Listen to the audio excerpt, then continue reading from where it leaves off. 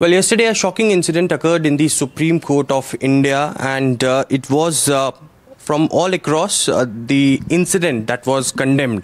But to know the other side of the version, हमारे साथ राकेश किशोर जी हैं, जो डॉक्टर राकेश किशोर जी हैं, जो सुप्रीम कोर्ट में एडवोकेट हैं, पीआईएल दाखिल करी थी। आपसे जानना चाहेंगे कि आखिर वो पूरा प्रकरण क्या था, क्यों आप ऐसे ट्रिगर हुए कि आपको मुख्य न्यायाधीश सीजेआई के ऊपर जूता उछालने की नौबत आ गई?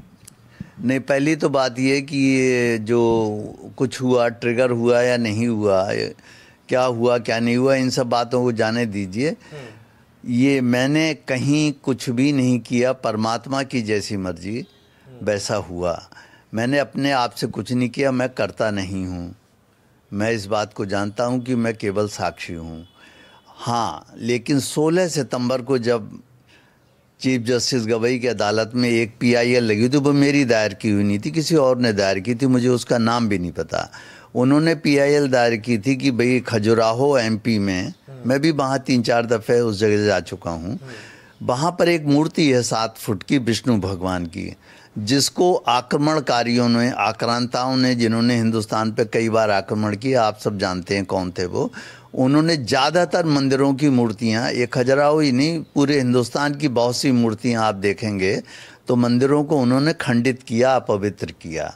तो उसी से संबंधित एक पीआईएल किसी विष्णु भगवान के भक्त ने लगाई थी कि सीजेआई को कि आप ऑर्डर करके इसे रीस्टोर करा दें, सर लगवा दें, क्योंकि इतने समय से लोग देखते हैं और वाकई सब उस जगह से एक बहुत ही बुरा इम्प्रेशन लेके आते हैं और रोते हुए आते हैं। मैं तो रोता ही हुआ आता था। तो सीजेआई ने क्या किया कि उस याचिकाकर्ता का वास्तव में मजाक उड़ाया, मेरे सनातन धर्म का मजाक उड़ाया, ये कह के कि तुम मूर्ति से कहो कि वो ही अपना इंतज़ाम कर ले कुछ।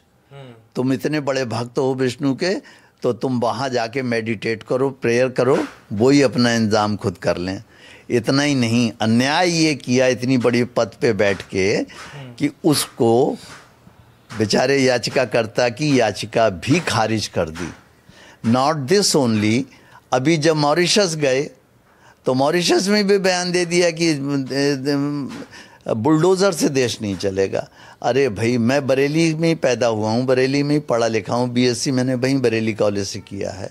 मुझे मालूम है जिन लोगों के खिलाफ ये बुलडोज़र कार्रवाई योगी बाबा कर रहे हैं, वो सब ज़मीन गवर्नमेंट की, एमसीडी की है, एनडीए, जिसको इन्होंने कब्ज़ा करके बड़े बड़े होटल और मॉल और महल बना रखे हैं।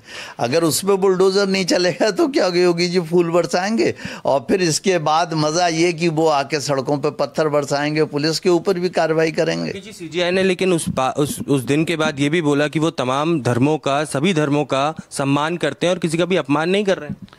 कथनी करनी में बड़ा अंतर है। हमें दिखाई दे रहा है कि कहाँ हमारा अपमान हुआ।